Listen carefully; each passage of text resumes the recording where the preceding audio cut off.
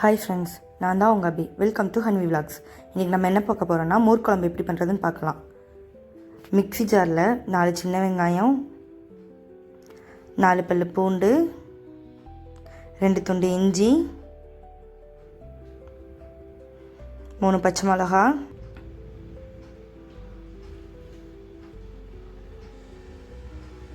இதை நல்லா மிக்சியில் வச்சு அரைச்சி எடுத்துக்கோங்க.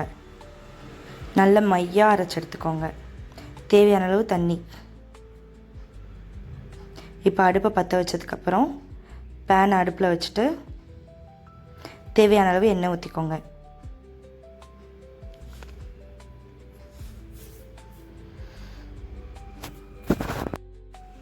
பேன் ஹீட் ஆகவும் தேவையான அளவு எண்ணெய் ஊற்றிக்கோங்க.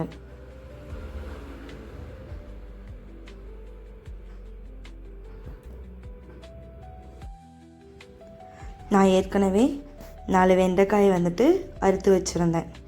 ஸோ அதை சேர்த்து நல்லா அதோட அந்த பிசுப்பு தன்மையெல்லாம் போகிற வரைக்குமே வதக்கி நல்லா எடுத்துக்கோங்க.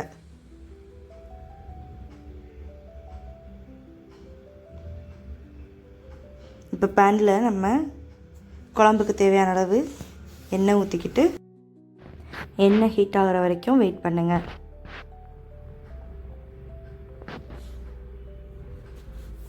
எண்ணெய் ஹீட் ஆனதுக்கப்புறம் நம்ம இது தாளிப்புக்கு தேவையான 1/2 ஸ்பூன் கடுகு உளுந்து, 1 ஸ்பூன் குழம்பு கடலைப்பருப்பு, 1/2 ஸ்பூன் சீரகம், ஒரு 5 மிளகா வத்தலை நான் கிள்ளி வச்சுருந்தேன்.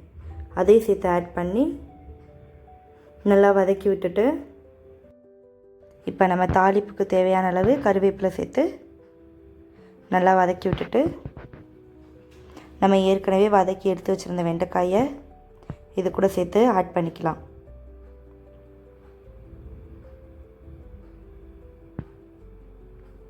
இப்போ வெண்டைக்காய்க்கு தேவையான அளவு உப்பு சேர்த்துக்கலாம்.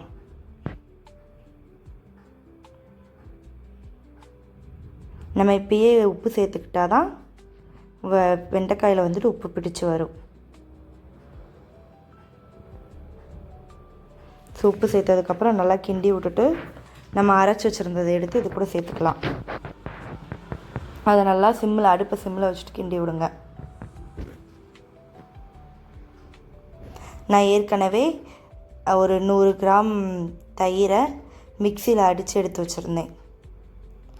நம்ம மிக்சியில் நீங்கள் நல்லா பிளெண்ட் பண்ணி சேர்த்திங்கன்னா டேஸ்ட்டு சூப்பராக இருக்கும். ஸோ அதையும் சேர்த்து நல்லா கிண்டி விட்டுக்கோங்க. அடுப்பு சிம்மிலே இருக்கட்டும். நீங்கள் தாளிப்பு போட்டு முடித்த உடனே அடுப்பை சிம்மில் வச்சுருங்க. இல்லைன்னா நம்ம மோர் ஊற்றுனதுமே மோர் குழம்பு ஒரு மாதிரி திரியாக பிரிஞ்சு வந்துடும். ஸோ தேவையான அளவு உப்பு சேர்த்துக்கலாம்.